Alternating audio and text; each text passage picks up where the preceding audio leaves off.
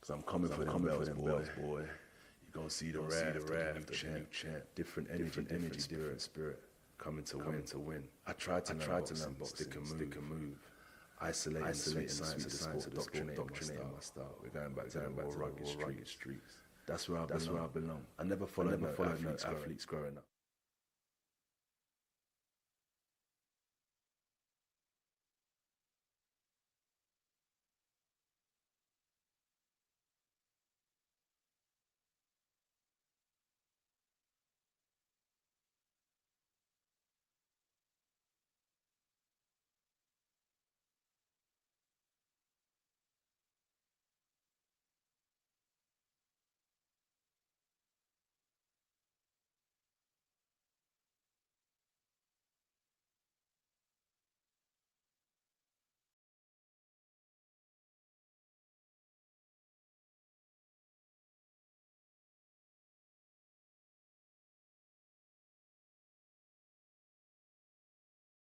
Cause I'm coming for them belts, boy. You gonna see the wrath of the new champ. Different energy, different spirit. Coming to win. I tried to learn boxing, stick and move. Isolating the sweet science of the sport, doctrinating my style. But we're going back to the raw, rugged streets. That's where I belong. I never followed no athletes growing up, no movie stars. I followed the hustlers, the Rayful Edmonds, the Jeff Ports, the Nicky Barnes, the Big Meaches, the Larry Hoovers. You understand me? They're the people that gave me that inspiration, the ones that came up from the streets to the top of the world, the empires, the bangers, the hustlers. Like that, and because you outboxed the fucking best boxer in the world for rounds, you beat him at his own game. Your game plan was perfect. It's perfect. He nicked it just at the end. He nicked at the end. He was stopping around. That's all it was. But that fight up until 10 was dead fucking level. You was outboxing the best boxer in the world. Just stop Rose, mate. You were up, Rose, like you come out of that with victory, mate. Like you, honestly, you know, if there was any doubters out there now, bro, there's fucking none now at all. Remember you're running him up, because when I bring people up here and I start cracking your glass jaws, none of you will like it. When your jaws start breaking, people start chasing you out of this uni, none of you will like it. Watch your mouth, because you don't know who you're talking to sometimes. I know, listen, all that public eye bullshit, I ain't into all that. What we got here? The throwback lumberjack workout. AJ chopping the wooden block. What? Oh God. He's just created the modern boxing equivalent of Excalibur. Forget sword in the stone. We've got the axe in the log. AJ. What we got here?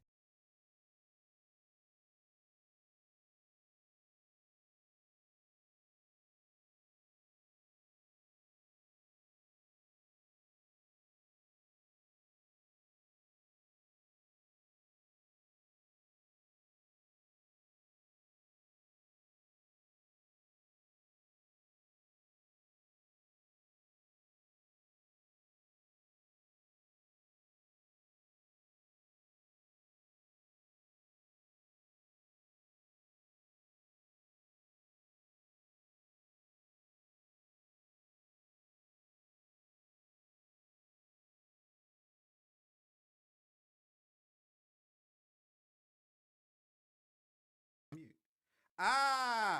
Now I am not on mute. Now I am not on mute. There you go. Okay. Can you hear me loudly and clearly? I'm sorry, my mic, I've got all kinds of problems with my mic and StreamYard at the minute. So if you just bear with me. Oh, seriously. What I'm going to try and do, I was just saying to you guys, I'm going to make sure for this episode that I talk right into the mic for this episode, okay? There we go. So I'm going to make sure that I talk right into the mic for this episode. I'm trying to get it to move a little bit closer, but I think, there you go.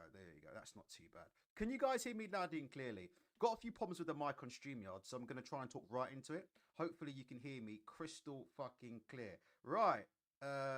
Maybe a bit louder. Okay. Oh, shit. Which way is it? Try this. Is it like this? Hold on. Let's try and turn up the mic gain. How's that? Let me know if that's all right. That's the best I can do, Michael Thompson, coming in my chat, making demands over the mic sound. Guys, give me a quick score for the mic and then we will get going. That's the one. Okay, cool. We are go. All right. Look, after 5 minutes of an absolute fuck up of an intro, all right, let's get to the bottom line. Let's get to business, yeah? So, I've woken up this morning, all right, to a whole fucking bunch of excuses, right, about Anthony Joshua's performance last night. I just think that people need to be 100% honest with themselves, right? Anthony Joshua didn't look good in last night's fight, and Jake Paul did come out of last night's fight looking good. That's the reality of the situation. Like, I know, like I said before, we've got these fucking hardcore, what do they call themselves? Hardcore fans of boxing. We'll talk more about them in a minute. I'm a hardcore fan of boxing, Ultra. I'm a hardcore fan of boxing. I'm not a casual, right? Hardcore fans this morning making up all kinds of fucking excuses for Anthony Joshua, the performance last night, the way that boxing looked. Boxing looked absolutely awful last night, in my opinion. Right? I'm just being honest with you. Netflix, prime time, doesn't get any bigger. Stars on stage, 30, 40,000 in the crowd. That fight was an absolute a disgrace, in my opinion. Fucking crowd were booing after a couple of rounds. The performances weren't great in the ring, and it was what it was. We will be giving credit to Jake Paul. You have to give credit to Jake Paul. And I just think people, in general, and we'll go through it in a minute on social media, have a very, very hard time just admitting that they were wrong about this fight. Press 1 if you agree with me. Press 2 if you disagree. I'm expecting most of you to disagree with that.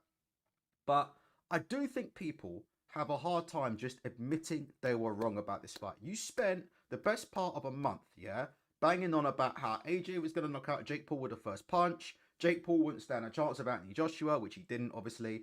AJ knocked him out first round. This. If it goes longer than 1 round, it's a disgrace. This. You were wrong, yeah? And I'm not saying I was right, okay? In fact, there was one thing I'm wrong about. Let me quickly apologize. There was an individual last night who told me that Jake Paul's jaw was broken, yeah? And I said, oh, I don't believe that. I'd like to apologize to that individual. I was wrong. Jake Paul's jaw's broken. If you look here, I think might even have the video of his jaw. Oh my God. You see the camera going into his mouth. Oh, fucking hell. Trust me not to bookmark that tweet, but you got the picture of the camera. Here we go. I think it's here. Inside Jake Paul's mouth. And you can see how his teeth, here we go.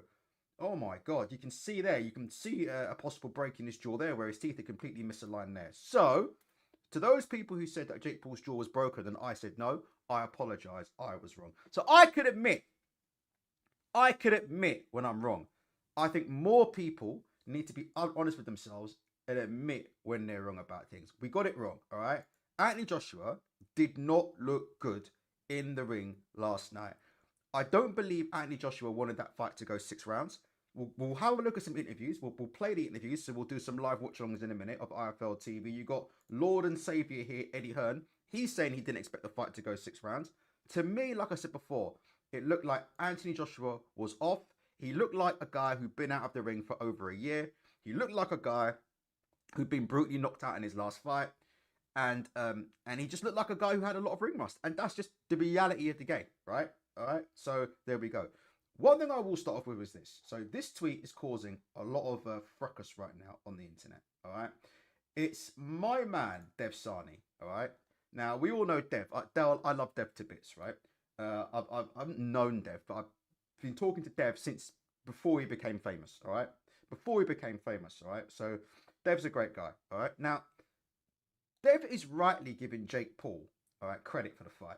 Guys in the chat, how much credit would you give Jake Paul out of 10 for last night's fight? Listen, he ran around the ring. We all knew he was going to run around the ring. Listen, I said it, yeah? And everybody with a brain said, as soon as you heard the ring size, was it 22, 24 feet? That's for a reason. He's going to run around the ring as much as possible. It was what it was. He told us he was going to run around the ring and try to frustrate Anthony Joshua in the run-up to the fight. So I don't know why people are surprised, yeah? But I think you have to give Jake Paul credit. You have to. Like I said, the guy's only been training in boxing for a couple of years. To step in the ring with Anthony Joshua, right? Take a legit shot, take a broken jaw. He took that shot, by the way. He got straight back up again. Referee waved it off. So it's not like, he was counted out or anything. Or maybe he was. But he got back to his feet, right? He got back to his feet before the 10 count, right? So I think he showed tremendous heart, all right? It's just that obviously there's boxing's about levels. And his level is absolutely nowhere near that of Anthony Joshua. So I don't think we have to put Jake Paul down. Like, I agree with Dev here. People said it would be over in 60 seconds. He made it to the second half of the fight. He still got knocked out, but he's done a lot better than most people imagined. And then you start seeing comments like this. Okay. Oh, my mic is very quiet. Why did you... Hold on a minute. Let me try that again. Taylor back. Is it better now? Yes or no? I turned it the wrong way. Is the mic a bit better now, Taylor? Let me know if the mic's better. I think, like I said before, this mic gain dial is very, very strange, and I think I've buggered it a bit there. So let's have a look. All right, let's have a look. So this is better. Okay, cool. So this here, yeah, is a strange comment. Now, this kind of comment here just shows you, right, how delusional the average boxing fan is. This comment here, all right? This comment here shows you how delusional the average boxing fan is about what Jake Paul did in the ring last night. Listen to this, right? Most human beings could move around the ring for a few rounds if let. Most would be just as gassed as Paul. Oh, okay. Fucking hell. Jesus Christ. Okay, you guys are complaining about the mic again. I've changed it back again. Okay. Right. Most human beings could move around the ring for a few rounds if let, but most would be just as gassed as Paul, though. Let's not make out he did something incredible. He just got sense of how tiring it is to circle a ring. This is how delusional the average human being is. Like the average so-called hardcore boxing fan.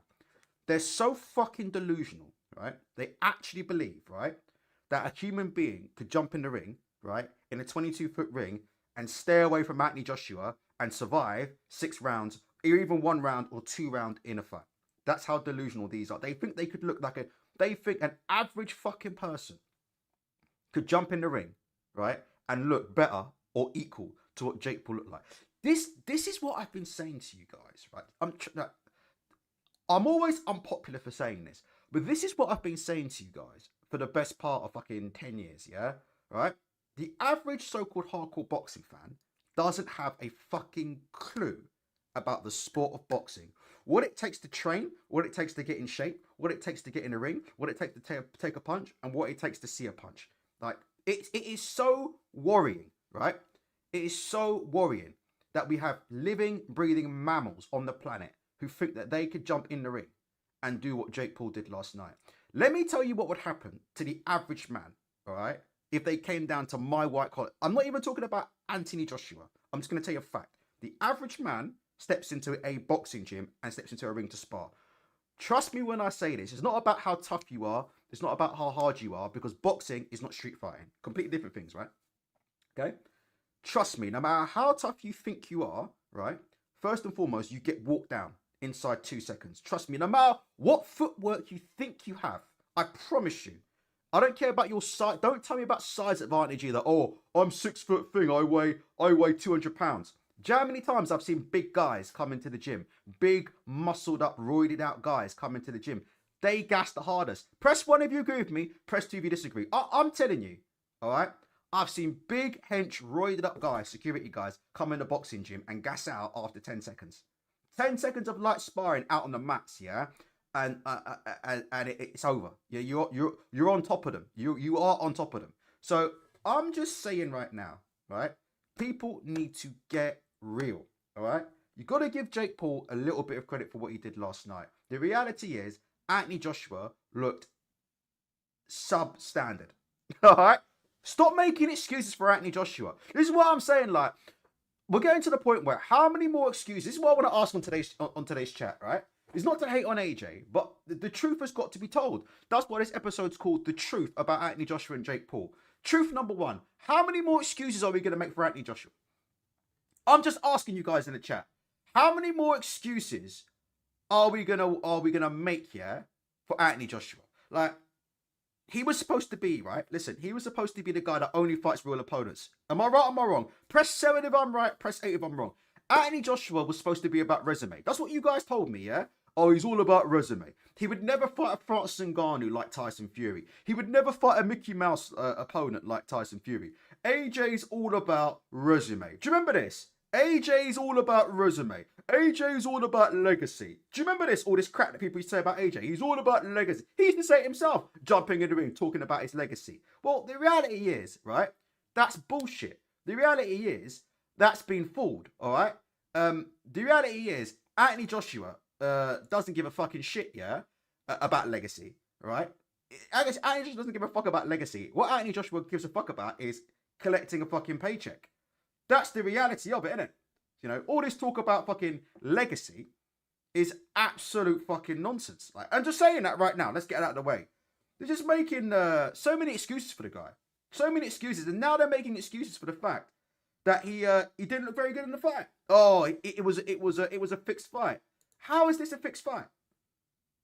Why would Jake Paul agree to have his jaw broken in 2 places in a fixed fight? Can somebody explain that to me? It makes absolutely no sense. So, of course, yeah, the fight isn't fixed, is it?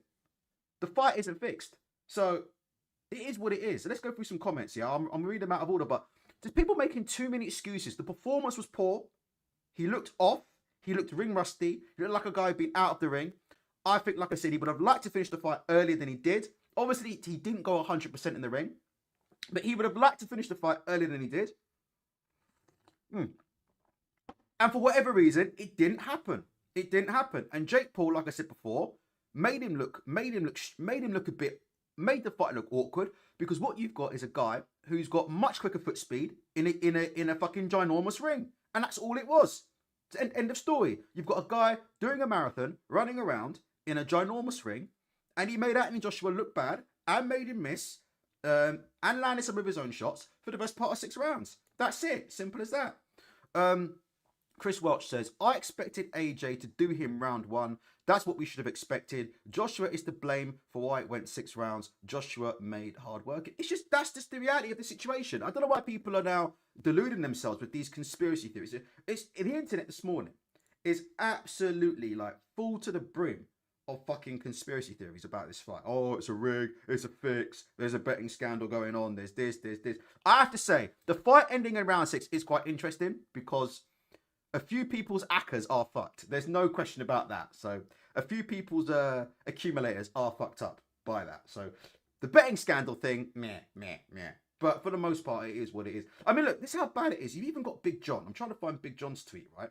But you've even got the likes of Big John Fisher, who, look, Big John Fisher is what he is. But I'm trying to see in Dev's comments. You got Big John Fisher coming in here, and he's telling people he would jump in the ring with Anthony Joshua for the same amount of money, like trying to deride Jake Paul. I'm trying to find it, and I can't find it right now. But that's how bad it is. You've got Big John Fisher himself jumping in the comments, going all over the internet, yeah, telling people, yeah, I would jump in the ring with AJ as well. I would do exactly the same thing. I'd jump in the ring with AJ. Jake Paul didn't do nothing. I'd jump in the ring with AJ. But look, mate, no one would turn down the money on offer. Have you seen the size of this fucking guy? Have you seen the fucking size of this individual? Hold on a minute. Where's his latest thing? Look at this. This is what I'm saying. Look, look at the size of this individual. You can't hear the sound, but look at the size of this individual. And he's running around on the internet telling everybody, oh, I would jump in the ring with Anthony Joshua. Oh, I would do it for that kind of money. Mate, the doctors wouldn't even let you in. You wouldn't even pass a medical. No promoter would ever let you get in the ring with Anthony Joshua. Look at the fucking size of you. Look at the fucking size of you. Press 1 if you agree with me. It would never, ever happen. Oh my God. See, this is what I'm saying. The average boxing fan is so fucking delusional. It's unbelievable. Michael Thompson says, gotta give Drake credit for getting himself into such a mismatch after having all the advantages in his past fights, going that yard route. It is, isn't it? It's an Anthony Yard job, isn't it? Mismatch after mismatch, or in his favour. And then when he steps up against an overmatched opponent, but he gets beat. But because he gets beat by an overmatched opponent, you got to give him some credit, and the show sort of goes on. Right, let's who wants to do the IFL TV round? Hold on a minute. Let's watch some videos together. All right. Let's watch the blow by blow. Hold on a minute. Give me a second. Is it this one here? Which one is it? Hold on. Also share system audio. If I play it through here, let me just see. I just want to make sure it doesn't echo. Okay. Just give me a sec. let's have a look and see the excuses from Team AJ. All right, starting with the excuse master himself, Mr. Eddie Hearn. Let me just see. Hopefully, this doesn't echo. 1 second. That performance from Anthony Joshua. You know, I videoed your reaction as it happened. I've never seen you so cool.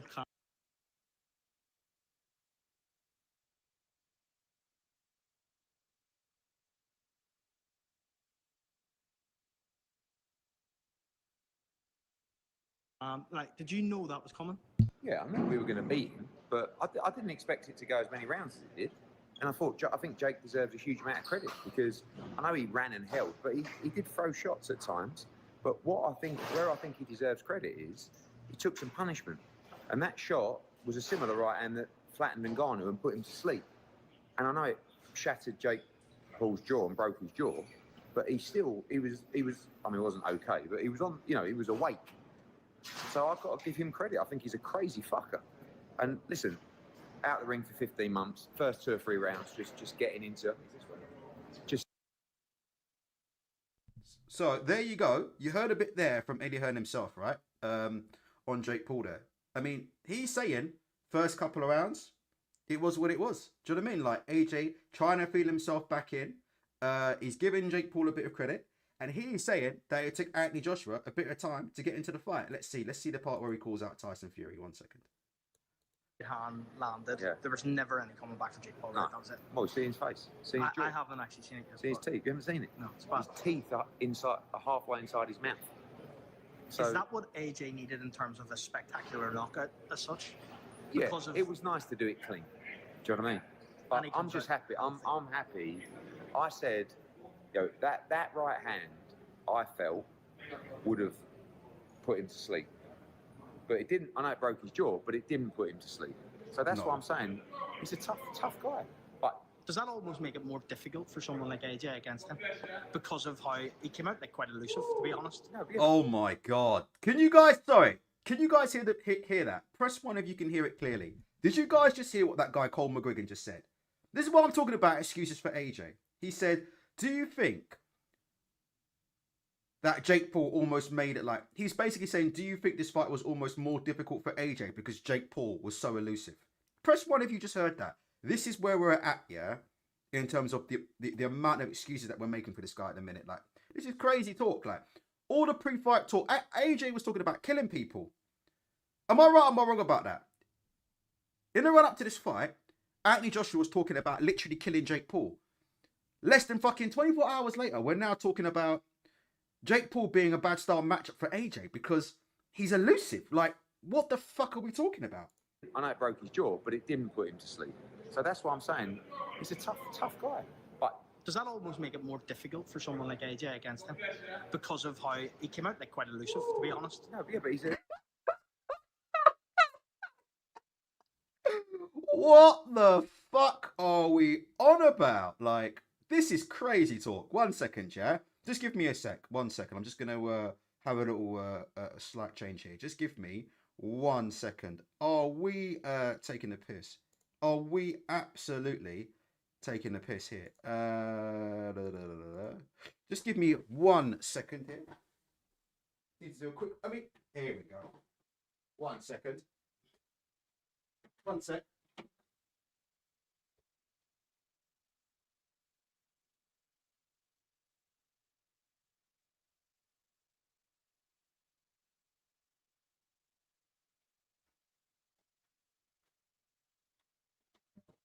Sorry about that. I had to sort something out. Yeah. Sorry about that. I had to sort something out. So, where are we now? So, that's where we are now in the Anthony Joshua game. There you go. A bit better now. So, that's where we are in the Anthony Joshua game. Can you see, like, let me just play that one more time, yeah? We went from Anthony Joshua might kill Jake Paul in the ring, right? David Hay was saying in the pre-fight, Anthony Joshua might kill Jake Paul. AJ was talking like the fucking Undertaker in the run-up to the fight, yeah? So we go from all this talk about how dangerous is this fight? Someone could get killed in there. This is terrible. How is this being sanctioned? Yeah, that's what all the talk was. And then all of a sudden, yeah, the talk ends up with this. Right, this is where it goes. So that's what I'm saying. He's a tough guy. But does that almost make it more difficult for someone like AJ against him because of how he came out like quite elusive, to be honest? No, yeah, but he's a much lighter So guy. He was there just you moving go. everywhere. So that tells you everything that you need to know. Moldy says, can we talk about David Hay chatting nonsense on comms? It's like he wanted Jake Paul to... Oh, dear. David Hay's a whole other episode for himself. What Working Class Patriot says, all week Hearner's been saying how AJ's love for boxing is second to none and his desire is through the roof. And then AJ at the presser said he lost his love for boxing. Where did he say that? I want to hear that. Where did he say that? Listen, in the meantime, let's just actually listen to what Anthony Joshua said post-fight. 1 second, let me get that up because I haven't even heard it myself. I'm having a bit of a technical nightmare at the minute with things going on outside of the fucking house. Hold on, all right? Let's have a listen to this. Press 1 if you can hear this. Let's have a listen to Anthony Joshua talking to TalkSport. I broke Jake's jaw. His teeth look a bit removed as well. Yeah, his teeth have come out of place. But credit to him, he done well. But I told him what was going to happen. But it just took 6 rounds to do that. People will criticise you for going 6 rounds with Jake Paul. How do you feel about that? I deserve it. Why? Come on. Because, like, we're elite fighters. Do you see how two-faced Gareth A. Davis is? Gareth A. Davis is one of the most two-faced people in boxing. He just said, yeah, how do you feel about the fact that people will criticise you for going 6 rounds with Jake Paul, right? And AJ said, I deserve it, yeah? And he said, oh, no, come on. But if you look at Gareth A. Davis's article for The Telegraph, which I'm not sure if I can find, right? But if you look at Gareth A. Davis's article for The Telegraph, he's criticising AJ for going 6 rounds with Jake Paul. He's literally slagging him off. See, that just shows you, yeah, Gareth A. Davis is one of the most two-faced people in boxing there. He's such a two-faced... Look at that. I'm just going to see if I can find his article. He was slagging off Anthony Joshua in The Telegraph this morning. I will find it at some point. He was slagging off Anthony Joshua in The Telegraph for going 6 rounds with Jake Paul. And then face-to-face with Anthony Joshua, in that interview, he said, oh, no, he shouldn't be criticised. He shouldn't be criticised. It is what it is. Let's have a look. Jake Paul, how do you feel about that? I deserve it. Why? Come on. Because, like, we're elite fighters. Like, so I put myself in the shoes of a coach. If I was coaching... Is Anthony Joshua still an elite fighter? What do you guys think in the chat? Just quickly, yes or no? Is Anthony Joshua still an elite fighter? Was Anthony Joshua ever an elite fighter? World class? Absolutely. Anthony Joshua is a world class boxer. No question. He's an elite athlete. Was Anthony Joshua ever an elite boxer? An elite boxer. I don't think Anthony Joshua's ever been an elite boxer. I don't think he's ever been an elite boxer. Come on. Because, like, we're elite fighters. Like, so I put myself in the shoes of a coach. If I was coaching Anthony Joshua and he went 6 rounds with Jake Paul, I would get him back in the gym tomorrow, give him a bit of a beating, and we're getting straight back to work because I'll be like, how are you letting this kid take you 6 rounds? Are you crazy? In boxing, there's a time when you systematically break someone down and you see their soul leaving their body. And after a period of time, 2 things start to happen to them. Either they give up or they get knocked out. And there was a bit of a mix. I said to myself, Nah, there wasn't a mix there. I disagree with that. What do you guys think? Jake Paul got hurt with a shot, yeah? Right? He had his jaw broken with a shot from Anthony Joshua. He got up, in my opinion. I can't play the fight footage, but I'm pretty sure he got up before the 10 count, yeah? There was no sign of Jake Paul's soul leaving his body. He was just a guy who was tired, yeah? From running around the ring and doing a marathon. If anything, right? The marathon probably did more damage to him than fucking Anthony Joshua did for most of the night. And up until that last punch. Do you know what I mean? He was fatigued from the amount of fucking running he was doing around the ring. More so than what Anthony Joshua was landing on him. I mean, this is what I'm saying. It's just... Let's carry on. I'm not going to knock you out. I am going to systematically punish you round after round. Did Anthony Joshua systematically punish Jake Paul round after round? Just guys in the chat, quickly tell me. If you're listening, just quickly tell me yes or no. Did Anthony Joshua... This is what I'm saying. Did Anthony Joshua systematically break down Jake Paul round after round? This is what I'm saying, right? The levels of delusion. The levels of delusion in and around this individual are just Absolutely unbelievable. Like, are we watching the same thing? Like, honestly, I don't want to be harsh on the dude. I'm just being honest about it. Look, there's no way. That was not a systematic fucking breakdown at all. And like I wanted it to be slow and methodical. Slow and methodical. Fuck me. Slow and methodical by missing like 80% of his shots. He only landed about fucking 5-6 clean shots on Jake Paul all fucking night. Certainly to the head anyway. If you talk about headshots, Anthony Joshua last night, how many clean headshots did he actually land? Forget CompuBox. We know CompuBox is a joke. How many clean shots did he actually land? There you go. Chris Watch said, Jake Paul systematically broke himself down. That's exactly what happened.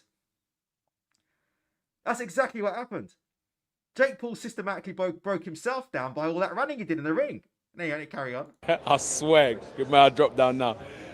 And I just kept on hitting him. Sorry, go. Right, you hit me as much I hit you for everyone in England. I was hitting him. I kept on hitting him. And I could see I had that mentality where I was like, do you remember in the press conference I said, he's Iverson and I'm Jordan? And I was like, I'm going to just keep breaking him down. Because he was elusive. He was moving well. Oh my God.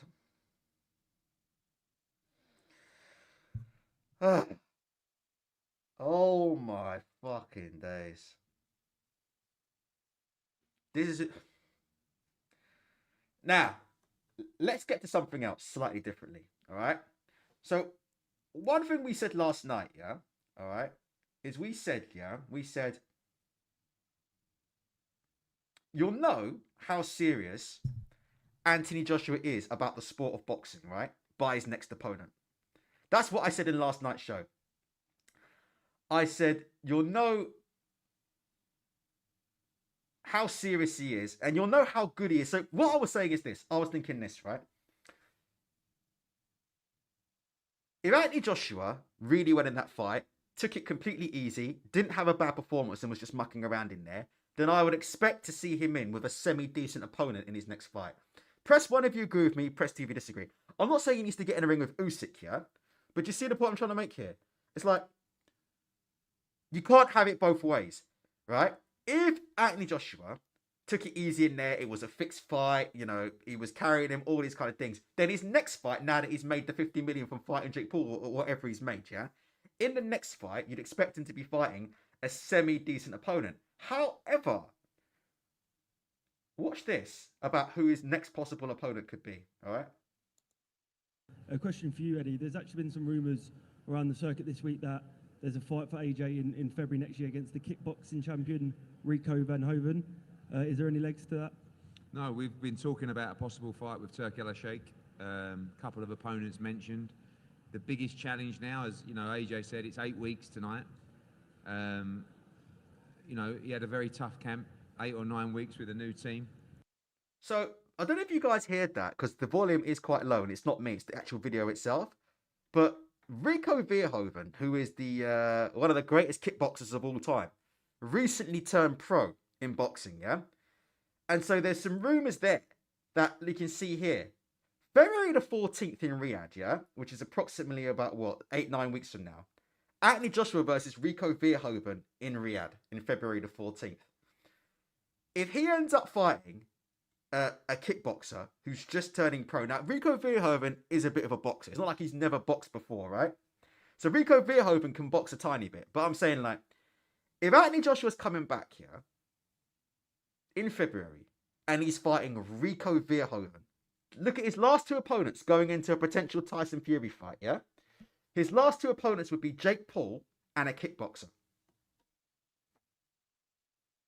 What does that tell you about where we are at in the Anthony Joshua sweepstakes right now? I'm just being honest with you. Do you see what I'm saying here? Is that a fair comment or an unfair comment? Rico Verhoeven. I mean, like I said before, it's just a rumor, so we'll have to wait and see. But if those are the kind of opponents, yeah? If those are the kind of opponents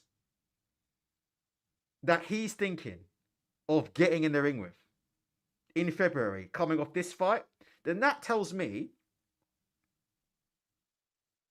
that he's not super confident about his ability and his skill set. Would you guys think that's a fair comment or an unfair comment? Michael Thompson says it's a worse rebuild than the last one before. But I mean, I'm trying to figure out, like, you can't have it both ways. Either he looked terrible in that performance last night and he was legitimately rusty, or he was faking the whole thing. If he's faking the whole thing, then he needs to get in the ring with a semi-decent opponent, because he's going to be fighting Tyson Fury next year, right? He's going to be fighting Tyson Fury. So my question would be, how is Jake Paul and Rico Verhoeven suitable preparation for a fight with Tyson Fury? I'd love to know that. I'd love to know the mental gymnastics that an individual can do to let me know that. What is the what's the logic behind that? Let's continue. Had a very tough camp, 8 or 9 weeks with a new team who gave him a good working over. So we will sit down with that team and talk about when he will be ready to return. So in an ideal world, that would be the time, but we're going to see when he... So Eddie Hearn's admitted that the time is right. So we know he's going to be out February the 14th. So, all right, so you can take that to the bank. So the time is right, yeah? The time is right. But he's ready. I don't know. Rico, whoever it is, we haven't finalised that yet. The other thing you haven't seen is Eddie Hearn isn't in control of anything. Right? And I want you guys to know that. Like, Eddie Hearn isn't really AJ's promoter anymore. AJ's promoter is Turki Al-Sheikh. That's the thing. Like, Eddie's sitting there and saying things like, oh, we'll go through it, we haven't done anything. But realistically, Eddie doesn't have a say, because Eddie Hearn and Anthony Joshua don't really work together anymore. Does that make sense what I'm saying? Like, Turki Al-Sheikh is Anthony Joshua's promoter, right? From all intents and purposes. He has a contract with Matchroom, but really, Turki Al-Sheikh speaks to Anthony Joshua directly, and he tells Anthony Joshua, this is who I want you to fight next. That's what the situation is with Anthony Joshua right now. Eddie Hearn isn't sitting down at a table, yeah, deciding who Anthony Joshua is going to be fighting. Those days are over. Anthony Joshua's career is being run and managed by Turki Al-Sheikh. So again, Eddie Hearn's sitting there saying, I don't know who it is, we'll sit down. The truth is, Eddie Hearn has no idea who Anthony Joshua's opponent's going to be. He has no idea because Turki Al-Sheikh hasn't told him yet. Does that make sense what I'm saying? That's why he doesn't know. I suspect there's a lot of truth to that rumour, you know. I suspect there's a lot of truth to that rumour. Remember, in the run-up to the Jake Paul fight, do you remember when they were denying that the Jake Paul fight was even going to happen? Press 1 if I'm right, press 2 if I'm wrong. Do you remember? When it came out that Anthony Joshua had signed to fight Jake Paul, Mike Coppinger broke the story 1 week beforehand. And Mike Coppinger broke that story. And they all fucking denied it. Do you remember? Oh, he's jumped the gun. The fight's not done yet. Oh, we haven't decided anything. The fight was signed for a fucking week. Do you remember that? And Coppinger was like, no, no, no. The fight is all signed, all done. Anthony Joshua's fighting Jake Paul on December the 19th in Miami. It's all done. So, Eddie Hearn, genuinely, yeah, isn't in the loop no more when it comes to the Anthony Joshua business. Let's finish up here. What we're going to work on over the next 4, 5, 6 days, because we're not going to rush him back if he's not quite ready, but it won't be long. And the plan is to fight in the spring and then obviously fight Tyson Fury. So there you go. The plan is to fight in the spring and then fight Tyson Fury. Fuck me. So it's going to be Rico Verhoeven or someone of that ilk potentially, and then Tyson Fury. Like I said before, you can't really blame it too much on Eddie Hearn, because Eddie Hearn isn't even running this thing. This ship's been run by Turki Al-Sheikh, because Turki Al-Sheikh, you almost feel that Turki Al-Sheikh doesn't want Anthony Joshua to get beat before a fight with Tyson Fury. What do you guys think about that? That's what it looks like to me. It looks like Turki Al-Sheikh desperately wants that Tyson Fury fight, and he just doesn't want AJ to get a banana skin beforehand. So it's looking to me like we're going to see AJ in the ring with some no-hopers until we get in a fight with Fury. This is quite interesting. So we know that AJ is now training with Alexander Usyk in camp here. We got a little bit of footage of that. I thought we'd have a quick look at that together if we can. Jab, jab, jab, like a shoom, shoom, yes. Oh my God. Jab. What have I just watched there? Jab, jab, jab, and then pivot. What the fuck? AJ's got no chance doing that. Hold on, let me turn the volume down. It's only a short video, but... Jab, jab, jab. Like... Let me just actually leave it. Yes. Anthony Joshua's got no chance doing that. Let me see. Pivot. And then set up the lead hand. Set up the lead hand. Set up the backhand off the pivot. Let me see that again. Jesus Christ. Let me just zoom in for you guys so you can see. I mean, there's just, you get to a stage in boxing, right? Anthony Joshua is 37 years old, right? 37 years old. You're just not going to be able, I mean, I don't want to stop people learning, right? It's always good to be a lifelong learner and to try and learn new things, right? And we should always be careful about castigating people for trying to learn new things. But I'm just saying, yeah, this kind of fighting style, and again, it's only 6 seconds, but I look at this and I just think, you can't see Anthony Joshua doing that. I mean, should I tell you something, right? That's quite interesting. So, in the open workout, where Anthony Joshua, everybody was buzzing over the way. Oh, it's my ex has crashed. Everybody was buzzing, yeah, over the way that Anthony Joshua looked in the open workout because he was doing pads, right? He was doing pads, and he was pivoting. Do you guys remember when you saw Anthony Joshua doing the pad work for Jake Paul? He was pivoting, he was throwing shots, he was pivoting, he was cutting turns, and people were saying, "Oh my God, look at all this stuff AJ's doing." Oh, who's it? And then you see he got in the ring with Jake Paul, right? He got in the ring with Jake Paul, and it meant nothing. Am I right about that or am I wrong about that? Like I said before, we saw it. People saying, "Oh, look at the new AJ. Look at all the stuff that Usyk's trainer's teaching him. He looks amazing. Look at him. Oh, he's pivoting. He's got all this footwork. He's moving around on the pads."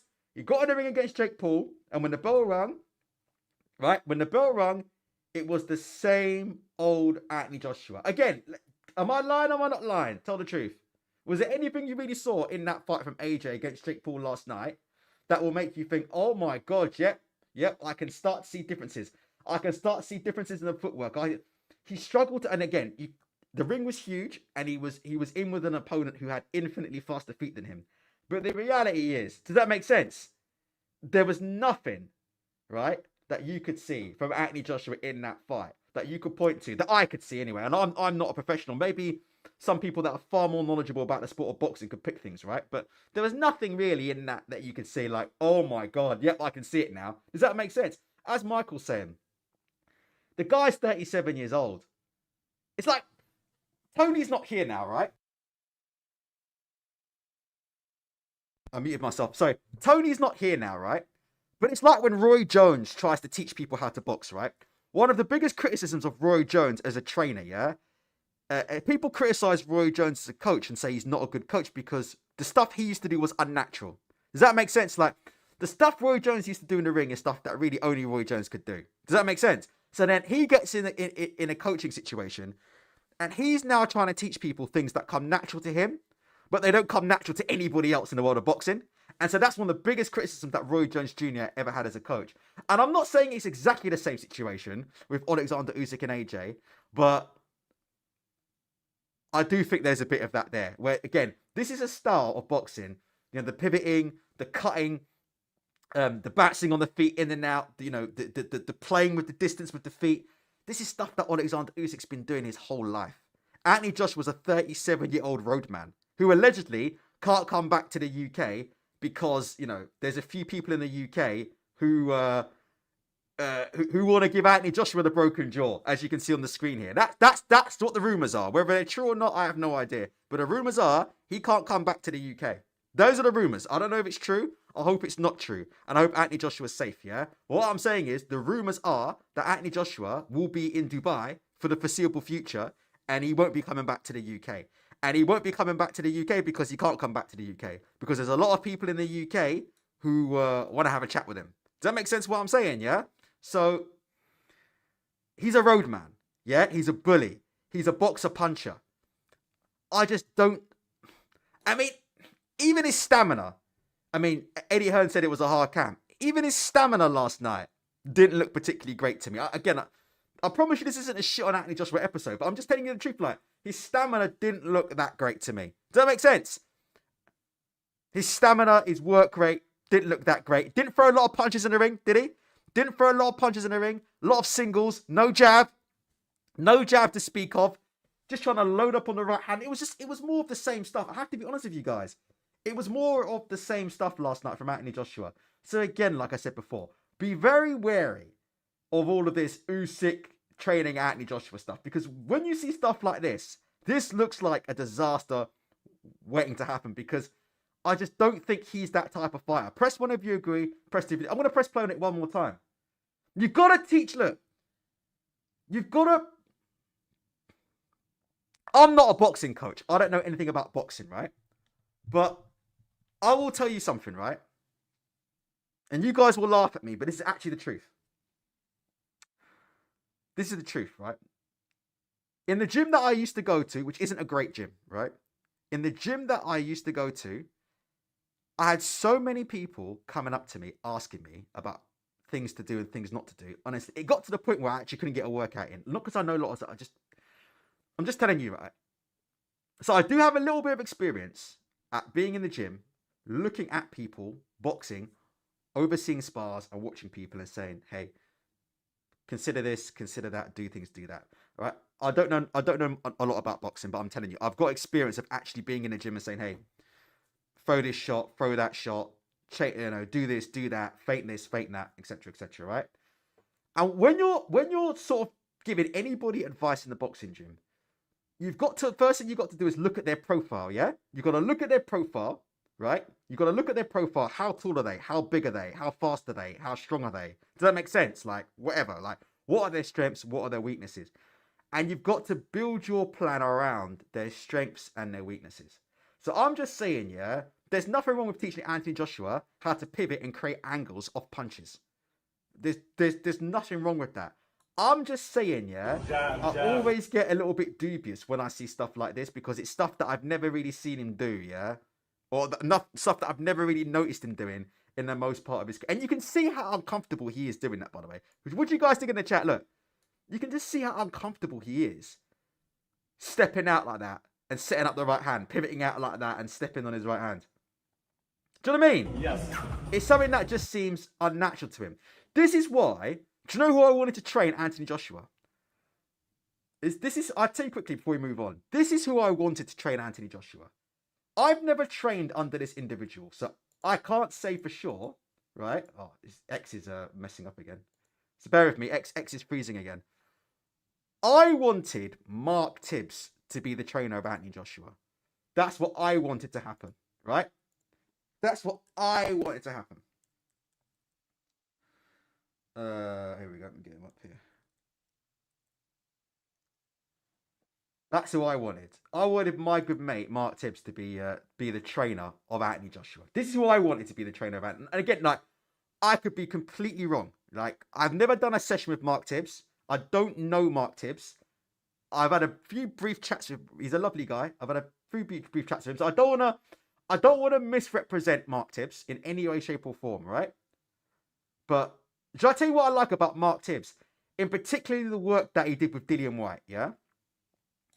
The thing I like about Mark Tibbs is that Mark Tibbs seems to me to be the kind of coach to play to your strengths. Does that make sense? So, not wasting time teaching this guy, you know, cute footwork and pivoting and maybe sort of cutting angles. Maybe a bit of that. But more so, just playing to your strengths. Does that make sense? You're a big, tall boxer puncher. Let's focus on imposing your size, yeah? Let's focus on imposing your height, your size. Let's focus on being more active with the jab, yeah? Let's focus on cutting off the ring. And let's focus on getting off combinations. Press 7 if you agree with me, press 8 if you disagree. Does that make sense what I'm saying? Press 7 if you agree, press 8 if you disagree. Let's not focus so much, yeah, on in and out movement. Let's maybe not focus so much on being cute with the feet. Let's focus on boxing fighters in, cutting off the ring, being more active with the jab, so doubling up the jab, tripling up the jab, yeah? Let's work on disguising the right hand off the jab, so not doing that thing, because Anthony Joshua's got the hitch, doesn't he? Anthony Joshua, when he's going to throw, he hitches. And this is the thing last night, because you guys see it. Listen, the bottom line of it is, even Jake Paul was able to roll outside the right hand of Anthony Joshua. Press 1 if I'm right, 2 if I'm wrong. Even Jake Paul was able to see that right hand of Anthony Joshua and was able to roll outside and roll underneath. You know what that is? Because he has a hitch in the right hand. He doesn't disguise the right hand. He's walking up to dudes, right? This is how AJ does. He walks up to dudes, right? This is the rhythm he fights in. He goes, jab. Jab. Hitch. Right hand. He's always looking for that single right hand and there's a hitch on it every time. Now listen to me. By simply being more active with the lead hand and doing this is what Usyk does.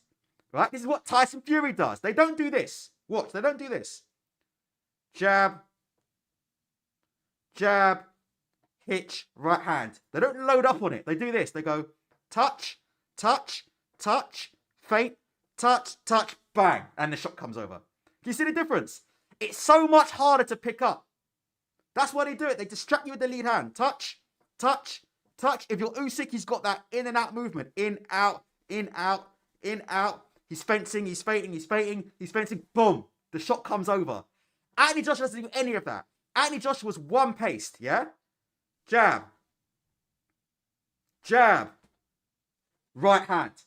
And you can see it, he telegraphs. So what I'm saying is, I just feel you need a coach with actual real-world boxing experience. Like Mark Tibbs has literally grown up in boxing. Like, we all know who Jimmy Tibbs was, yeah? We know Mark Tibbs was an amateur boxer. There you go, you've seen it there. He had 70 fights, yeah? All right? And he represented England in the amateurs, etc., etc. Mark Tibbs had like 20, 30 fights as a pro, right? So he's experienced in the sport of boxing. And I just think sometimes you need somebody who's experienced in the sport of boxing to look at somebody like Anthony Joshua and just say, okay, let's not try to reinvent the wheel. Let's not try to make you something you're not. Let's just try and say, look, we are limited. You're always going to have a limited gas tank. Lennox Lewis didn't have the best gas tank. What do you guys think? Did Lennox Lewis have great stamina? He went 12 rounds in fights, but he went 12 rounds because he was able to control and dictate the pace of the fights. But Lennox Lewis wasn't a great mover. Lennox Lewis wasn't, you know, we'd see Lennox Lewis gas out in fights. We'd see Lennox Lewis look slow and lethargic in fights. Do you know what I mean?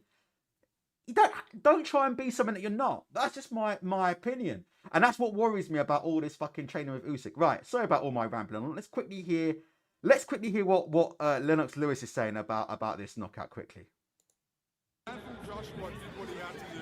He had a guy in front of him that was running around, not really throwing too much punches. It was basically just a matter of time before he got to him. And, you know, it really came down to conditioning. And Anthony Joshua was in superb shape compared to, you know, his opponent. I thought Jake Paul's performance was, you know, basic. That's how he performs. It can't get any better. And he's up against an Olympian, a world champion, so I don't see how he's supposed to look really good. So there you go. From there. A few of you agreeing with my comments. Michael Thompson says, ironically enough, that's what Rob McCracken... You guys know what I think about Rob McCracken. And Rob McCracken used to make it simple with AJ. No disrespect. He used to try and keep it as simple as possible with him. Do you know what I mean? But AJ decided to go a different route. It is what it is. All right, let's stay for a few more minutes and see what else is going on in the world of boxing. Can't ever remember Lennox Lewis being gassed in a fight. What, you never seen a fight with Vitali Klitschko then? Fucking hell. You never seen a fight with Vitali Klitschko? Fucking hell. He's out on his feet, mate. He's fucking out on his fucking feet, man. What are you guys on about? Never seen Lennox Lewis gassed in a fight. Come on, man. Let's have a look here. There was some other stuff that I wanted to go through. Let's have a quick look at I think there was some other stuff on IFL TV I wanted to look at. Live only on the Zone, like, November. What are you guys thinking about Tyson Fury versus Anthony Joshua right now? Before we go, what's your guys' feelings on that fight? I'll be honest with you, I'll watch it, but I ain't hyped about it at all. Like, after that performance last night from Anthony Joshua, for me, it's difficult. And I'm just being honest, like, it is difficult for me to get hyped about this fight with Tyson Fury. Not because he can't win the fight, AJ can win the fight, but because it's just a damn shame that the fight didn't happen 10 fucking years ago. Does that make sense? That's the real problem. The problem is we're going to see both of them most likely in the ring as shadows of themselves. Still be an entertaining fight. You still got the boxer versus the puncher type thing. Still should be an entertaining fight, but it's just a fucking shame. Shevin is saying Brook versus Khan. Obviously, that fight happened 10 years too late as well. I mean, it is what it is, isn't it? It is what it is.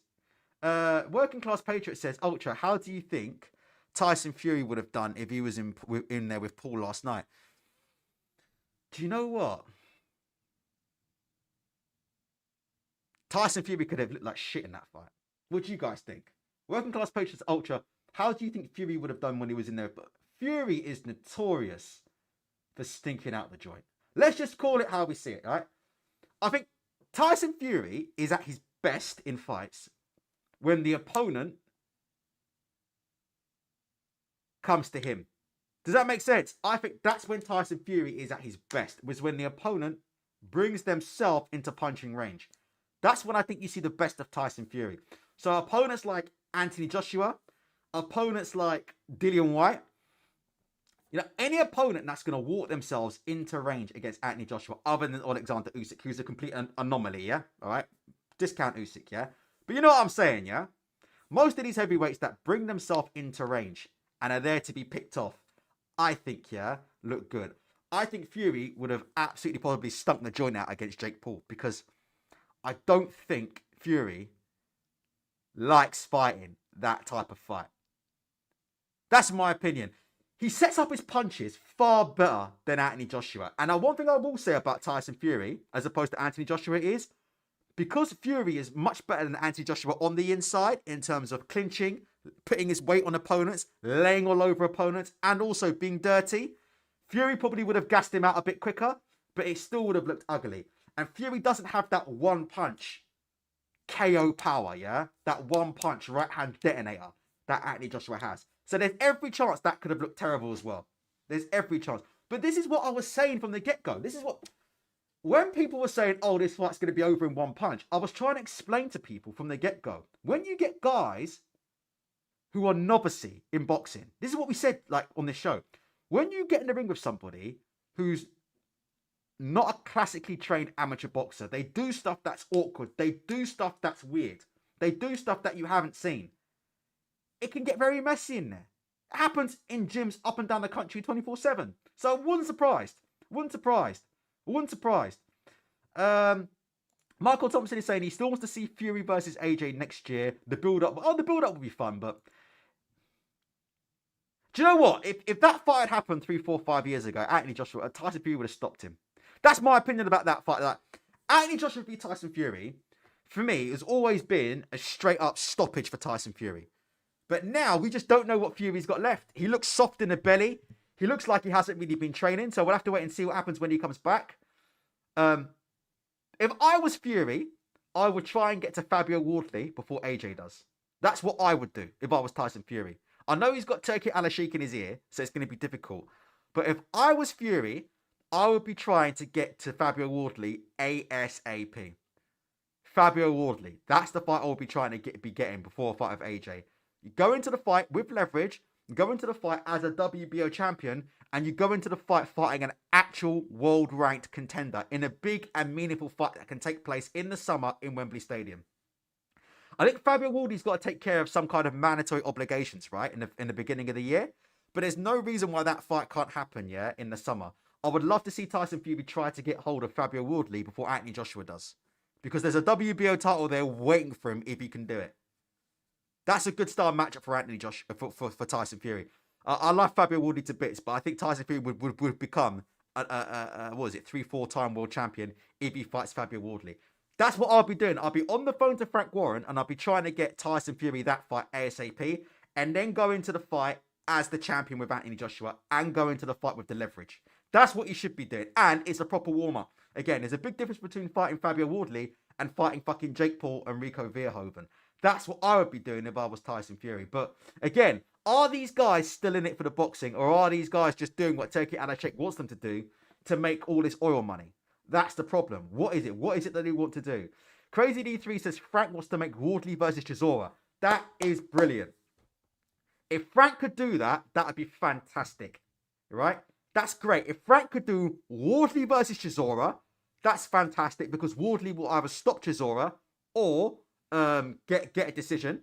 So Wardley will beat Chisora and then put Fury in with Wardley. Do that in Wembley, in-house Queensbury in the summer. Put the WBO title on Tyson Fury and then send him into negotiations with Anthony Joshua in a much stronger position. What do you guys think? Press 1 if you agree, press 2 if you disagree. If I was Frank Warren, that's what I would be doing, personally. I know Turki Al-Sheikh isn't going to want that, because Turkey just wants them to fight ASAP so he can make a lot of oil money off it. I'm just telling you right now, that's what I'd be doing if I was Frank Warren, and that's what I'd be doing if I was Tyson Fury. For me personally. Right? Makhmudov, he's fighting Makhmudov. Makhmudov is a good comeback fight, yeah? Makhmudov, Wardley, when Wardley beats Chisora, Wembley Stadium, 90,000, big fight, winnable fight, world champion. Everybody will come out for that, all right? Because there's a chance to see a new, Fury become champion again. Then, in the wintertime, this time next year, do the fight with Anthony Joshua. That's what I think makes the most sense right now for Tyson Fury. But Tyson Fury doesn't often do what makes the most sense. That's why Tyson Fury is where he is in his career, isn't he? A very successful fighter, but a fighter who maybe didn't reach his full potential because, you know, he couldn't control his bad habits. Neil Sinclair thinks Wardley beats Fury. Oh, you think Wardley? Who do you think Wardley beats, Neil? Fury or AJ or whatever?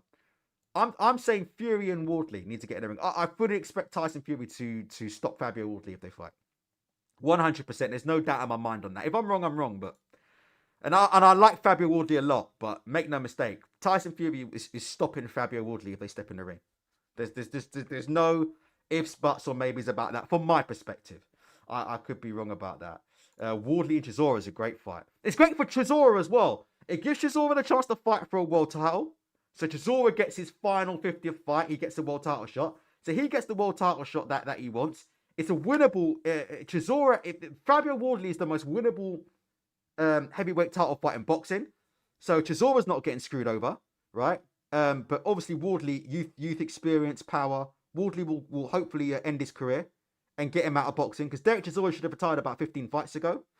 So hopefully Wardley will stop Chisora, right? Big fight, makes Wardley's profile even bigger, and then shove him straight into a fight with Tyson Fury. Queensbury just do it in-house in Wembley in the summer done. That's what needs to happen next. And you know what? I'm so keen on this. I'm so keen on it because British boxing right now needs a lift. All right? That's the bottom line of it right now. British boxing needs a lift because all of this stuff that's going on right now, hold on. All of this stuff that's going on right now with Anthony Joshua and Jake Paul. I don't know how you guys feel about it, but it's no good for British boxing. All right? Press one if you agree with me. Press two if you disagree. Like, that's the bottom line of this episode, and that's the bottom line of this show. Like, none of this stuff that's happening at the moment is actually doing any good for the sport of boxing. It's certainly not doing any good for the sport of boxing in Britain right now. That's how I feel about it. Like, I don't know how you guys feel or not feel about it. Get your last comments in, but it's not doing any favours for the sport of British boxing, is it? You're not sitting here and thinking, wow, British boxing's in a great place. Anthony Joshua's just fucking struggled to go 6 fucking rounds with a fucking guy who used to be on the Disney Channel. This guy, you know, is one of the greatest British fighters to ever live. I don't think people understand the kind of damage, yeah, that this stuff does to British boxing and boxing as a whole. I know, yeah, that if I get into the office on Monday, people are going to be saying, Ultra, did you see that fight? This fight's a joke. That's what people will say to me. Did you see that fight? Rigged fight's a joke. Boxing's a joke. Last time I ever fucking watched boxing on Netflix. Last time I ever bother watching boxing. What a fucking joke. That's the reality of the situation. I know people like to have a laugh and a joke about it, right? But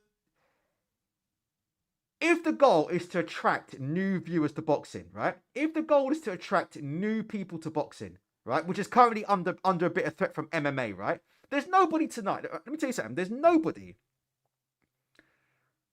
who watches MMA and UFC, right? There's nobody who watches casual MMA and UFC who saw that fight between Tyson Fury and Jake Paul and thinks, fuck me, I need to start watching boxing. That's the reality, isn't it? That's the reality, isn't it? It's a massive missed opportunity, isn't it? Okay, both of these guys ended up making, yeah? He's saying he needs to fight. Both of these guys ended up making a hell of a lot of money. Congratulations to them. But the sport of boxing did suffer as a result because there's nobody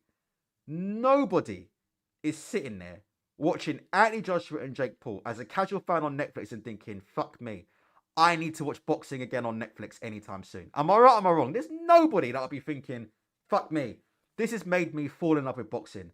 I need to watch boxing on Netflix going forward. There's nobody. If anything, it's damaged boxing. If anything, it's damaged Netflix. You know? I certainly wouldn't watch any of these fights again. You can hold me to that. You know? Probably the last time I watched boxing on Netflix. I thought the coverage as a whole was a disgrace. Every 5 minutes on the Netflix coverage last night, what were they showing?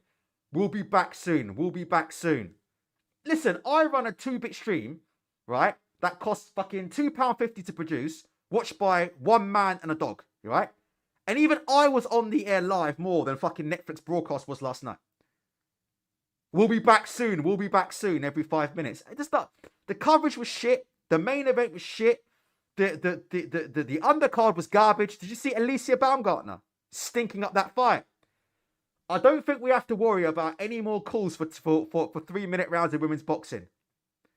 So I said before, if you're Katie Taylor, A question for you, Eddie. There's actually if you're Katie Taylor, you can breathe a sigh of relief, because I don't think 3-minute rounds is going to be coming to prime time women's boxing anytime soon. After I have to sit and watch through that Alicia Baumgartner stinkfest, because Alicia Baumgartner looked like shit last night. Ain't no one give a fuck about Alicia Baumgartner. Do you know what I mean? Like, what was that about? The co-main event or something, or whatever that was.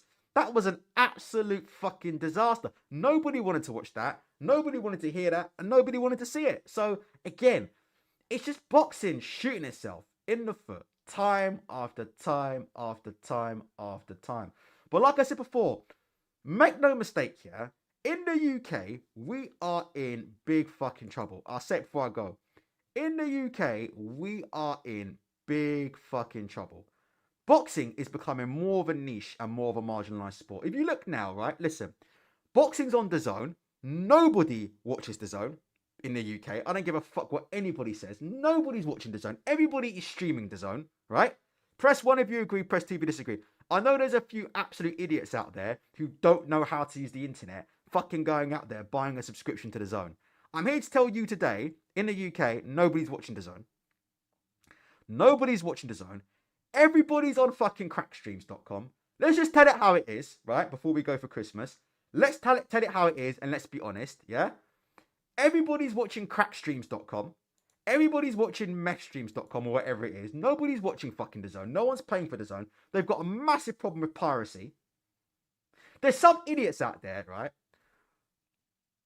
And again, if you describe to DAZN, that's your prerogative, right? That's you can subscribe to whatever you want, right? It's good that you don't illegally stream, right? I'm not saying people should illegally stream. Let me make that clear.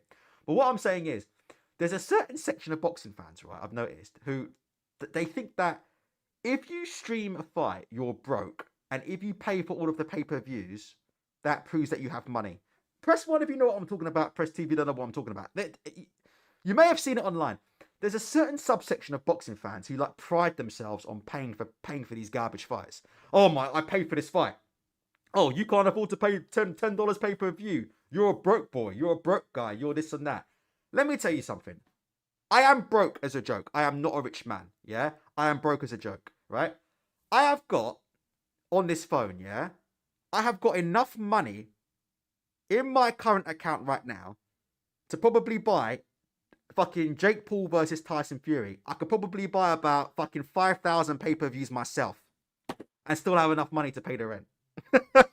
Literally, I could probably buy 1, 2, 3, 4, 5,000 of the pay-per-views myself right now on this phone, yeah, and still have enough money. So, like I said before, I've got enough money, yeah, I've got more than enough money to pay for any pay-per-view that's ever existed in the history of boxing. But there's a difference between, yeah, all right, doing the right thing and spreading your arse cheeks, right? Press 7 if you agree with me on that, right? There's a big difference between doing the right thing and spreading your arse cheeks. Use your brain, yeah? Instead of spending all of that money making this fucking moron Anthony Joshua richer, yeah? Alright? Instead of making this fucking moron richer, spend that money in Waitrose. Spend that money in Marks and Spencer's. Spend that money in Fortnum and Mason. Spend that money down the organic butchers. Spend that money down the farmer's market. Spend that money on your wife. Spend that money on your child. I don't have children, but you get the picture, yeah? Right? Spend the money on one of these things. I don't know if you can see. You can see the PC. You want to see the PC? These guys banging on about pay-per-view. This PC costs £3,000. What are you on about? Banging on about pay-per-view. These nerds are just morons, bro. What are these nerds talking about? You understand what I'm talking about? These boxing nerds are crazy. What are they talking about? I can afford pay-per-view. Yeah. Buy yourself the £3,000 gaming PC. don't spend money, yeah, on these Anthony Joshua versus Jake Paul fights, because like I said before, the only person getting fucking screwed over is you. You're not screwing anybody over. All right, so that's all I'm trying to say about that. Yeah, it is what it is. The Zone should try to take the championship from Sky. You think if they got League One football that they would do something? I mean, so what I'm trying to say is British boxing right now. I mean, you can see. Look, let's quickly before we go, right? Have a look at the quality of the boxing of British boxing quickly before we go. Look at this shit. Look, I've said it before last night. You've got Craig Richards and fucking Dan Aziz fighting in the middle of the jungle today. Am I right? Am I wrong? Years and years ago, this would have been a Sky Sports Saturday night main event. Am I right? Am I wrong? Craig Richards versus Dan Aziz. That would have been Saturday night on Sky Sports, 7:30 a.m. sorted. Yeah? Watch the Premier League football and then watch this fight, have a laugh, we all go home. Right? Look at it now. You know? In the middle of the fucking jungle with lions and tigers. I mean, the only thing missing is Elton John singing The Circle of Life. And fucking Simba and Scar running around in the background. It's the circle of life. That's what boxing has done on DAZN. That's where British boxing's at in DAZN. Let me see the state of this. Let me get it up on Matchms quite quickly. This African card, it's just so bad. What's going on to British boxing? I even talked about Lawrence Akole and Ebenezer Tete, also in Africa. What do they call it? Chaos in Lagos or something. I'm hearing rumours that David Adelaide is still waiting for his paycheck. We'll talk about that in a second. Look at this, look. History in the making. Our first show in Africa, headlined by Aziz and Richards, in the middle of Ghana. Do you know, who was it you said, yeah? Who was it? Was it Richard or was it somebody who said, none of these guys are even Ghanaian. Like, none of these guys are even Ghanaian. Like, what's the logic behind that? Richards versus Aziz. Richards is from Jamaica. And where's Dan Aziz from? Is Dan Aziz Ghanaian or what? I'm not even sure if Aziz is his real name either, because I know he converted, right? Is Aziz even his real name? I mean, I could be wrong, but someone tell me. Are either of these guys Ghanaian? So what are they doing in fucking Accra, Ghana? I mean, I don't understand what's going on here. What is going on here? Leo Atang. What the fuck is Leo Atang doing in the middle of Ghana? They told me Leo Atang is the next big star in Britain. Listen, these are the conversations you have with these individuals. Sorry. These are the people you're having conversations with these individuals, yeah? I said, look, Matchroom have got nobody. Let's have a look at Matchroom's roster. I said, listen, guys, Matchroom Boxing have nobody left. This is what people are telling me. Ultra TMA Aiton is the next big star in boxing. I fucking shit you not. That's where we are now in the sport of boxing. TMA Aiton is a big star. That's what people are telling me. Ultra, have you not seen TMA Aiton? She's 18 years old. She's the biggest star in boxing. Have you seen the opponents that she's been fighting? The opponents that she's been fighting, I promise you, would not survive a couple of rounds of White Collar Tuesday down at my local gym. No fucking way. No fucking way. She's not even on this website either. Here we go. All boxers. Here we go. Let's have a look at this quickly. Let's have a look at the stars of British boxing. Aaron Bowen, a.k.a. Canelo Jr. Didn't he just get beat, by the way? He just got beat, didn't he, Aaron Bowen? Listen, I've got no problem with Adam Bowen, but I'm just saying, right? British stars, Anthony Joshua, on the way out, stuck the joint out against Jake Paul. Callum Smith. It is what it is. Ben Whittaker. What do you guys think about Ben Whittaker? Level up, knocking over Journeyman in 2 rounds. Ben Whittaker showed up here for a meeting with George Warren and brought his own list of opponents to fight. Press 1 if you just heard what I said. Ben Whittaker showed up to a meeting with George Warren and Ben Whittaker brought up his own list of opponents. That's what happened. Ben Whittaker. Him and his team showed up to meet George Warren and brought their own list of opponents. They were going to tell the promoter who they were fighting. Tomato cans is the first word that comes to mind there. Let's have a look there. You got Connor Tudsbury. Connor Walker's a good fighter, but British, never going to be a star. But I'm not going to disrespect Connor Walker. He's a warrior. Chevron Clark. I remember people saying Chevron Clark was going to be a star, or Chevron Clark was going to be a world champion. No disrespect to Chevron Clark, but I think we can all now see there's zero chance of that ever happening. Can you see what I'm saying? So the whole thing's being compounded because what you've got is you've got Match and Boxing on a channel that nobody watches and nobody cares about. And their stable is also full of guys that nobody watches and for the most part, nobody cares about. Am I lying? Am I being harsh? Tell me yes or no. Am I being harsh? Yes or no? I mean, look, you can sign as many Xboxers sons as you want. Connor Mitchell, son of Kevin Mitchell. Connor Ben, son of Nigel Ben. Look, this guy's recent behaviour before we go. I have to quickly cover this before we go. This man's recent behaviour. Let's quickly cover this before we go. Connor Ben. Connor Ben putting it on 60-year-old men. Oh my God. Can you fucking believe it? This is Connor Ben, ringside, laying into Duke McKenzie. You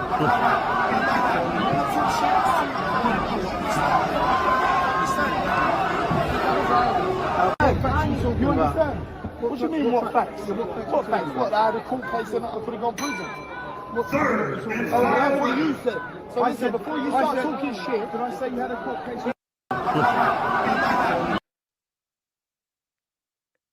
It just shows you the apps. That is one of the biggest disgraces I've seen this year, Look at the way he's going on. 60-year-old man, Connor Ben. Look at the way he's going on to a 60-year-old man. Like, this is what I say, about these fighters. These fighters are absolutely terribly advised. Would you agree with me on that? Like, whoever's advising these guys, like whoever they're paying to do PR, or whoever they're paying to look after them, or whoever they're paying to manage them, needs to be sacked immediately. Because the optics look absolutely fucking awful. The optics just look so bad. You're getting in the face and getting aggressive and acting a tough man with a 63-year-old man over stuff that was said over the internet. I presume it was about his resume, and I presume it was about the fact that he failed 2 VADA tests. This looks terrible. It's a terrible, terrible, terrible look for boxing. It's a terrible look for boxing. It really is. Let's quickly hear what Eddie Hearn has to say about it. I haven't heard this, and then we'll go. I've not even spoken to Connor about it. I saw it online. Yeah. That's a lie. That's a fucking lie. Do you believe that? I've not even spoken to Connor. That's a fucking lie. Anyway, let's hear it. Stop lying. Of course you have. You texted him as soon as you saw it, you liar. I've not even spoken to Connor about it. I saw it online. Yeah. I listened to Duke McKenzie's comments on TalkSport, and it's incorrect. It's factually incorrect. And I just, like, these people talk without knowing. What did he say that was factually incorrect then? If it was factually incorrect, correct us on the record and tell us what he said and what was wrong. Correct him on the record. Not any of the situation, but pretty much information about the situation. So Connor's Connor, and he's real. He's not going to, like, well... Connor's Connor and Connor's real. Did you fucking hear that? Guys in the chat. Connor's Connor and Connor's real. Did Connor Ben have a beard transplant? Yes or no? I'm just asking the question, right? I'm asking the question. I'm not saying I'm tougher than Connor Ben. I'm not saying I wouldn't shit it if Connor Ben came through this door right now. I'm not saying Connor Ben wouldn't knock me out in 2 seconds. I'm just asking a simple question, yeah? Eddie Hearn said Connor Ben's real, right? Did Connor Ben have a beard transplant or not because he couldn't grow beard hair? That's the definition. That's the little definition of not being real. When you're a fucking 20, 30-year-old man and you can't grow a fucking beard, so they have to transplant hair off your head or your ass and put it on your beard so you can grow, or put it on your chin so you can grow a fucking beard. That's the fucking definition of not being real. Am I right? Am I wrong? Conor Ben is a very, very talented athlete, right? I'm not saying otherwise. He's a very, very talented athlete who works very, very hard in the gym. He is one of the most unreal people I've ever seen in boxing. Conor Ben is the definition of nepotism in boxing. Conor Benn is the definition of have everything handed to you on a plate because your daddy was once famous. That's the reality of it, isn't it? Am I lying or am I not lying about Conor Benn? Conor Benn is not real. I mean, that is absolutely ridiculous. Anyway, let's finish off. Past you and go, hey, Duke, and think, well, can't stand him. He's going to let you know. So, yeah, I He says Conor Benn's not. Hold on a minute. He says Conor Benn's is gonna step to you. If you said something about Conor Benn, so did he step to Sonny Edwards then? Did Conor Benn step to Sonny Edwards? can't stand him. He's going to let you know. Did he? Did he let Sonny Edwards know that he couldn't stand him, or did he shake Sonny Edwards' hand and now the two of them are friends? Do you guys remember? Because when that thing first happened, yeah, with Conor Benn, yeah, and Conor Benn failing tests, I don't even remember. Sonny Edwards was on him. Sonny Edwards was all over him.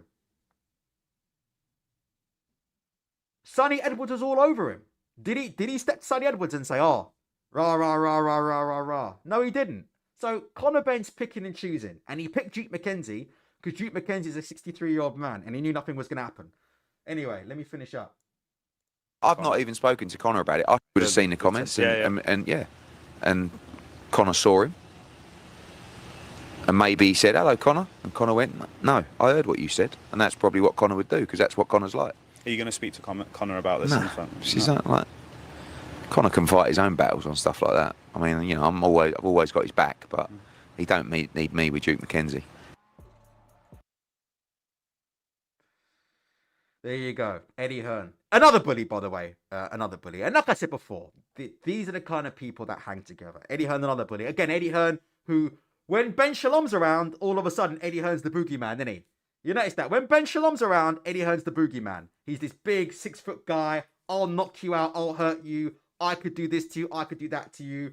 He's shoving Ben Shalom around on stage. He's acting the hard man on stage. Birds of a feather flock together. Huh? That's the reality of life, isn't it? You can tell a lot about a person by the kind of company they keep, innit? Birds of a feather.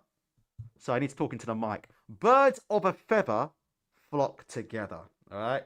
There you go.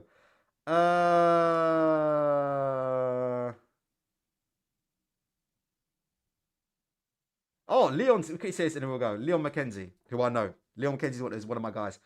For clarity, Conor Benn raised concerns over old comments my uncle wasn't aware of. The evidence was removed by Conor Benn's team, making it hard to address. Conor Benn called me to apologise after learning Duke is my uncle. I've passed on his number. It's Duke's choice to follow up. Merry Christmas. Obviously, Duke's not going to give him the call. All right, guys, that's it. That's where we are at British boxing. British boxing is an absolute shit show. All right, so if I don't see you before Christmas, all right, I want you to remember that when you're having your Christmas turkey. All right, I want you to remember that when you're tucking into your Christmas turkey, your spuds and your Brussels sprouts. Always remember, yeah, that we are in the end times of British boxing. I know people don't want to hear that, but trust me when I say this, yeah? If you're going to remember one thing that I've said today, remember this. The glory days of British boxing are well and truly over. Anthony Joshua's on the way out. Tyson Fury's on the way out. Deontay Wilder's on the way out. And there ain't no more exciting stars coming up in the sport. I don't consider Moses Atalma exciting. I'm sorry. Like, I don't consider Moses... He's a very, very good fighter. But I don't consider Moses Atalma to be a person that's going to have casual fans tuning in all over the world. But I could be very wrong. But I'm not anticipating that. I don't think Moses Atalma has enough about him to bring in that casual market. So like I said before, we are in the end times. And like I said, there's a reason why they British boxing at the minute, they're trying to sort of rehash old fights. AJ versus Fury is a fight that should have happened 10 years ago. They're trying to rehash it. Deontay Wilder fighting for a world title is 10 years old. The guy's been done for years. They're trying to rehash it. Wilder with Usyk. Can you see what's happening now? People in boxing realise, yeah, that the gig's up. That's my opinion. The people working in boxing, they know the gig's up. And it's about, they're just trying to rehash these fights. Can we force Wilder into a world title fight and get a little bit more money? Get the last bit out of that Wilder carcass. Can we get AJ in the ring with Fury and get the last bit out of that Fury and AJ carcass? We're at the point, yeah, where we are literally just picking the bones. Right. Take care of yourselves and each other.